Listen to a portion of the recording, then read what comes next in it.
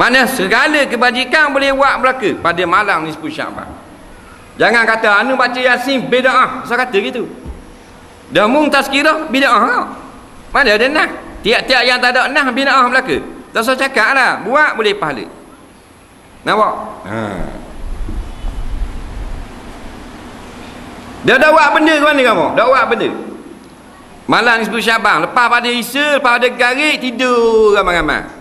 Nampak rehat nyanda tu Iman duk tak apa tu bila. Tak. Tunggu Isya. Tak ada kok pandailah. Bukan wajib pun. Cuma dalam hadis khabar, bila Tuhan buka rahmat begitu luas, fa yaghfiru, Tuhan beri keampunan, sebaik-baiknya minta ampun pada malam ni. Bakat minta ampun. Dan malam lain minta juga, malam tu buat banyak sikit.